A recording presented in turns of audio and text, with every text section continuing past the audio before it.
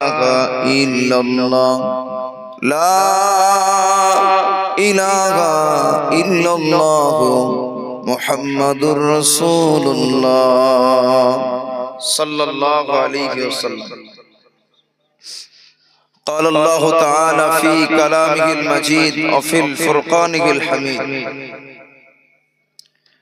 ربنا اغفر لنا ولإخواننا الذين سبقونا بالإيمان إلى آخر الآية. قال النبي صلى الله عليه وسلم في الحديث الشريف تحفة المؤمن الموت أو كما قال عليه الصلاة والتسليم.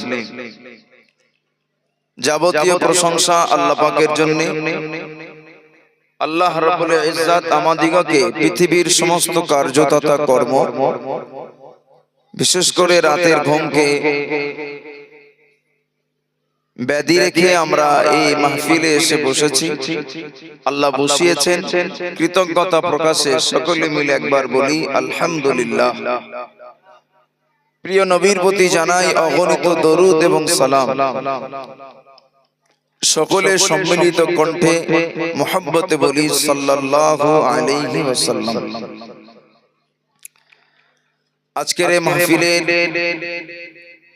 সঞ্চালক সভাপতি সাহেব, আমার স্নেহের ছোট ভাই মাওলানা কালিমুল্লাহ, আপনাদের গ্রামের সুসন্তান। এছাড়া আজ মাহফিলের যে সমস্ত তরুণ তুর্কি ওলামা হযরতদের জবান থেকে আপনারা আলোচনা শুনেছেন, সকলকে আমি ভালোবাসা শ্রদ্ধা জানাই। সম্মুখে বসে থাকা দিনদার আল্লাহওয়ালা, আল্লাহ প্রেমিক, রসুল প্রেমিক, জ্ঞানী গুণী বাবাজি এবং ভাইরা, পর্দানাশিনা দৃষ্টির আড়ালে বসে থাকা মা এবং বোনেরা, সকলকে ভালোবাসা জানিয়ে আমি কোরআন শরীফ থেকে ছোট্ট একটা আয়াতের অংশ এবং রাসূল পাকের জবানে বর্ণিত ছোট্ট একটা হাদিসের টুকরা আপনাদের খেদমতে তেলাওয়াত করেছি। আল্লাহ পাক তৌফিক দান করলে কিছু আলোচনা করব। আল্লাহ পাক তৌফিক দেন, বলেন সকলে আমিন। আল্লাহ পাক কোরআন পাকে বলেছেন রব্বানা গফির লানা ওয়া লিইখওয়ানিনা আল্লাযীনা সাবাকুনা বিল ঈমান। আজকে আপনারা যে জন্য জলসা দিয়েছেন, যাদের সবরেসানির জন্য আল্লাহ পাক এই শিক্ষাটা আমাদেরকে দান করেছিলেন, বলেছেন রব্বানা গফির লানা, আমাদেরকে বলতে বললেন, আমরা বলবো রব্বানা, হে আমাদের মালিক, আপনি আমাদেরকে মাফ করুন। রব্বানা গফির লানা, আপনি আমাদেরকে ক্ষমা করে দিন। ওয়া লিইখওয়ানিনা আল্লাযীনা সাবাকুনা বিল ঈমান, আমাদের যে সমস্ত ভাই বোন ঈমান নিয়ে কবরে, আল্লাহ আপনি তাদেরকেও ক্ষমা করে দিন। আজকে এই আয়াতের শরীফার দুটি অংশ। একটিতে আল্লাহ প্রথমত বান্দা বান্দীদিগের জীবনের গুনাহ ক্ষমা চাওয়ার জন্য শিক্ষা দিয়েছেন। তাহলে আল্লাহ জানে না বান্দা গুনাহ কত বলেন না? আল্লাহ বেশক জানেন বান্দা গুনাহ করবেই, এটা বান্দার সিফাত, বান্দার গুণ। গুনাহ করাটা নবী রাসূল ছাড়া সমস্ত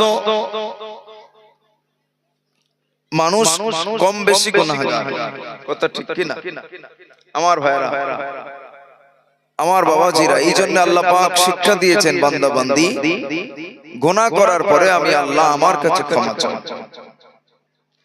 রাসূল পাক বলেছেন, আল্লাহর হাবিব বলেন আত-তাইবু মিনাজ যামবি কামান লা যামবা লাহু, গুনাহ থেকে তওবাকারী ওই ব্যক্তির ন্যায় কামান লা যামবা লাহু, যার জীবনে কোনো গুনাহই নাই। বলুন না সুবহানাল্লাহ। নবীজি বলেন কুল্লু বনি আদম খাত্তাউন, প্রত্যেক আদম সন্তান গুনাহগার। খায়রুল খাত্তাইন আত-তাওয়াবুন, তওবাকারী গুনাহগার আদম সন্তান আল্লাহর কাছে প্রিয়। বলুন না সুবহানাল্লাহ। তাছাড়া নবীজি আরো বলেন তুবা লিমান ওয়াজাদা ফি সাহিফাতিহি ইস্তিগফারান কাসীরা, কিয়ামতের ময়দানে ওই লোকগুলো খুশি হবে, আনন্দিত হবে। সুসংবাদ তাদের জন্য খুশি যারা তাদের আমলনামাতে কিয়ামতের ময়দানে বেশি বেশি ইস্তিগফার দেখতে পাবে। জোরে বলেন না সুবহানাল্লাহ।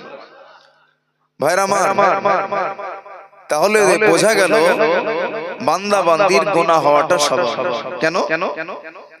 আল্লাহ পাক এই আপনার ইবলিস শয়তানকে নবী আদমকে সাজদা দিতে বলেছিলেন আমার আল্লাহ, কিন্তু সে সাজদা দিল না, বিতাড়িত হয়ে গেল, আল্লাহর দরবার থেকে রহমত থেকে বেরিয়ে গেল।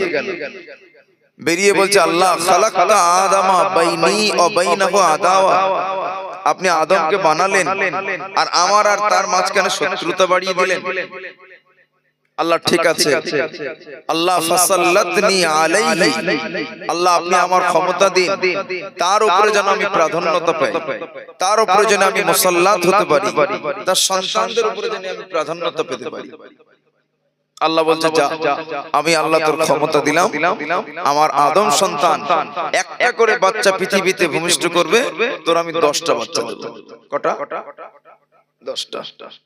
ইল্লা আশারাতুল্লাহ, কিভাবে তাফসীর এসেছে, তোমার 10টা বাচ্চা দেওয়া হবে। আমার আদম সন্তান একটা বাচ্চা পৃথিবীতে ভূমিষ্ঠ করবে, জন্ম দেবে, তোমার 10টা হবে। ইবলিস খুশি হলো না, বলেছে যে তিনি আল্লাহ আরেকটু বাড়ান। আল্লাহ বললেন, যা, তোর ক্ষমতা আরেকটু বাড়িয়ে দিলাম। ক্ষমতাটা কি? আদম সন্তানদের ফি সুদুরিহিম মাসাকিনা লাক, আমি তোকে আদম সন্তানদের সিনার ভিতরে বসবাস করার ক্ষমতা দিলাম। ইবলিস বলল, আল্লাহ জিদনি, আরেকটু বাড়ান। আল্লাহ 3 নম্বর ক্ষমতা তাকে দিলেন। আল্লাহ বললেন, যা, আমি আল্লাহ পাক তোকে ক্ষমতা দিলাম, তাজরি মিনহু মাজরাদ দাম, আদম সন্তানদের শিরা উপশিরা রক্তের মধ্যে তুই চলাচল করতে পারবি। আচ্ছা, মানুষের যদি শিরা উপশিরার মধ্যে ঢুকতে পারে, কি গো, মানুষকে কুমন্ত্রণা দেবে, এটা কি কোনো কঠিন ব্যাপার? কঠিন ব্যাপার নয়। মানুষকে পথভ্রষ্ট করবে, এটা শয়তানের জন্য অতটা কঠিন নয়। আমরা জানি কোরআনুল কারীমের আয়াত নাজিল হওয়ার পিছনে যদি কোনো প্রেক্ষাপট কারণ থাকে, তাহলে তাকে বলে শানে নুজুল। আর হাদিস বর্ণনা করার পিছনে যদি কোনো কারণ থাকে, তাকে বলা হয় শানে উরুদ। কি বলে? শানে উরুদ। আমার বাবাজিরা, শয়তান ইবলিস মানুষের রক্তের মধ্যে, শিরার মধ্যে চলাচল করে মানুষকে মুহূর্তের মধ্যে তার দলভুক্ত করতে পারে। তবে আল্লাহর নবী সাল্লাল্লাহু আলাইহি ওয়াসাল্লাম, এই ইবলিস শয়তান, সে মসজিদুন নববী শরীফের গেটের কাছে চুপ করে দাঁড়িয়ে রয়েছে। আল্লাহর নবী মদিনার মসজিদুন নববীতে যাবেন, দেখে ইবলিস দাঁড়িয়ে। রাসূল পাক জিজ্ঞাসা করলেন, কে তুমি? বলে, হুজুর আমি ইবলিস। তো এখানে কেন?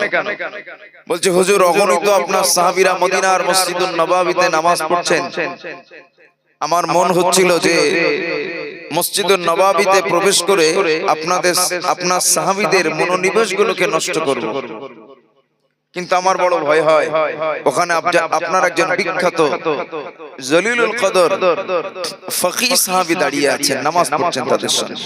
একবার জোরে বলে। নাম তার আব্দুল্লাহ ইবনে মাসউদ রাদিয়াল্লাহু তাআলা আনহু, যিনি ছিলেন সাহিবুল বিসাদা, হুজুরের মিসওয়াক কে যিনি সঙ্গে করে রাখতেন। সাহিবুন নালাইন, হুজুরের জুতা মোবারককে যে সাহাবী নিজের কাছে করে বয়ে বয়ে নিয়ে যেতেন। বলেন না সুবহানাল্লাহ। এই হযরত আব্দুল্লাহ ইবনে মাসউদ রাদিয়াল্লাহু তাআলা আনহু, তিনি খালার বাড়িতে আছেন, রাসূলুল্লাহর বিবি তার আপন খালার বাড়িতে আছেন। তিনি মাঝে মাঝে উঁকি মেরে মেরে দেখছেন কখন নবীজি উঠবেন আর হুজুরের জন্য আমি 1 লোটা পানির ব্যবস্থা করে দেব। তো আল্লাহর নবী তাহাজ্জুদের নামাজের ওয়াক্তে উঠেছেন, ইস্তেনজা সারলেন। আব্দুল্লাহ ইবনে মাসউদ ছোট্ট বাচ্চা 1 লোটা পানি নিয়ে দাঁড়িয়ে আছে। হুজুর আমার দোয়া করেছিলেন, আল্লাহুম্মা ফাক্কিহু ফিদ্দীন, আল্লাহ তুমি আমার এই আব্দুল্লাহ ইবনে মাসউদ কে দ্বীনের ফকিহ বানিয়ে দিও। জোরে বলেন সুবহানাল্লাহ। আল্লাহ নবী দোয়া কবুল হয়ে গেল, আল্লাহ পাকের নবী দোয়া মঞ্জুর হয়ে গেল। আল্লাহ নবী সাহাবী হযরত আব্দুল্লাহ ইবনে মাসউদ রাদিয়াল্লাহু তাআলা আনহু মদিনার মসজিদুল নববী শরীফে নামাজ আদায় করছেন। ইবলিস বলে, ইয়া রাসূলুল্লাহ, আপনার সাহাবী আব্দুল্লাহ ইবনে মাসউদ মদিনার মসজিদুল নববী শরীফে নামাজ আদায় করেন, ওখানে আপনার অগণিত সাহাবীরা নামাজ পড়ছেন। আমার বড় ভয় আমি যদি মদিনার মসজিদুল নববী শরীফে প্রবেশ করে আপনার সাহাবীদের মনোনিবেশকে নষ্ট করতে যাই, ইবলিস শয়তান আমি আব্দুল্লাহ ইবনে মাসউদের হাতে পাকড়াও হয়ে যাব, আব্দুল্লাহ ইবনে মাসউদের হাতে ধরা পড়ে যাব। আল্লাহ নবী মদিনার মসজিদুল নববী শরীফে প্রবেশ করে মিম্বারে দাঁড়িয়ে সাহাবীদিগকে একটি হাদিস শুনিয়েছিলেন, ফাকিহুন ওয়াহিদুন আশাদ্দু আলা শাইতানি মিন আলফি আবিদ। ও আমার সাহাবীরা, একজন ফিকহ শাস্ত্রবিদ আলেম শয়তানের উপরে এতটাই ভারী হয়ে যায় যে 1000 সাধারণ মানুষকে শয়তান তার আয়ত্ত করতে, শয়তান তার দলভুক্ত করতে, তার নিজের আয়ত্তে নিয়ে আসতে যতটা না কষ্ট হয়, আমি নবী তোমাদিওকে জানিয়ে দিলাম, আমি আল্লাহ নবী বলে দিলাম, একজন ফিকহ শাস্ত্রবিদ আলেমকে শয়তান তার দলভুক্ত করতে আরো বেশি কষ্ট হয়। জোরে বলেন সুবহানাল্লাহ, আরেকটু জোরে বলেন সুবহানাল্লাহ। আল্লাহ নবী হাবিবুল্লাহ নবী জনাবে মুহাম্মদুর রাসূলুল্লাহ সাল্লাল্লাহু আলাইহি ওয়াসাল্লাম নবী আমার নবী একদিন ইবলিসকে জিজ্ঞাসা করেছিলেন, এই ইবলিস পৃথিবীর জমিনে তোর সবচাইতে বেশি শত্রু কারা? বলে, ইয়া রাসূলুল্লাহ হাবিবাল্লাহ, 15 শ্রেণীর মানুষ আমার শত্রু, 15 শ্রেণীর মানুষ আমার দুশমন। আল্লাহ নবী বললেন, তার ভিতরে কারা কারা? সে বিভিন্ন দল হাফেজ আলেমদের বিভিন্ন ক্যাটাগরির মানুষের নাম গুনে গুনে নবীকে শোনালেন। আমার ভাইয়ের ইবলিস নবীকে আর একটা কথা বলেছিলেন, হুজুর তার ভিতরে আরেক শ্রেণীর মানুষ আমার শত্রু, আদ-দাইমু আলাত তাহারা, যে ব্যক্তি সর্বদা পবিত্র অবস্থায় থাকে, আমি ইবলিস আমার শত্রু সেই লোকটা। ও আল্লাহর বান্দা বান্দিরা, ও জওয়ান যুবক মুরব্বিয়ানেরা, ইবলিস শয়তানের বন্ধু হতে গেলে পবিত্রতা অবস্থা থেকে নাপাকি খালাতে যদি থাকা যায়, নাপাক থাকে, অপবিত্র থাকে, এটা ইবলিসের বন্ধু হওয়ার আরেকটা কারণ না, কারণ না। কি বলে ইবলিস? বলছে, হুজুর যে সর্বদা পবিত্র থাকে আমার শত্রু, আর যদি নাপাক থাকে তাহলে উল্টো হবে না? কি বন্ধু হবে না? আর ইবলিসের সাথে বন্ধু করলে কি ভালো? ও চাইছে কি আমাকে আর আদম সন্তান এবং তার আদম এবং আদম সন্তানের আমাকে মুসাল্লাত করে দিন, আল্লাহ আমার ক্ষমতার পাওয়ার বাড়িয়ে দিন, তাকে জাহান্নামে নিয়ে যান, আমি আপনার সিধা রাস্তায় বসে থাকবো, থেকে আপনার বান্দা বান্দি দিগকে, কোরআন পাকে আল্লাহ বলেছেন, আমি আপনার বান্দা বান্দি দিগকে পথভ্রষ্ট করব। আল্লাহর বান্দারা, জওয়ান যুবকেরা, ও আমার মা বোনেরা, মুরব্বিয়ানেরা, আমার বাবাজিরা, দেখতে পাওয়া যায় অনেক মানুষকে দেখা যায় সে নামাজ আদায় করে না। এটা তার জন্য একটি অন্য গুনাহ, এটা ফরজ, আল্লাহ পাকের ফরজ বিধানকে ছেড়ে দেওয়া, এটা তার জন্য কবিরা গুনাহ। কিন্তু বাবাজি, অনেক ছেলেরা, আমার বাবাজিরা কাজ কাম করেন, ব্যবসা বাণিজ্য করেন, চেন টেনে দিয়ে রাস্তায় পেশাব করে, কখনো ইস্তেঞ্জা করে না, কখনো ইস্তেঞ্জা করে, কখনো পানি নেই না, কখনো কুলুপ ব্যবহার করে না। বাবাজি, ও আমার ভাইরা,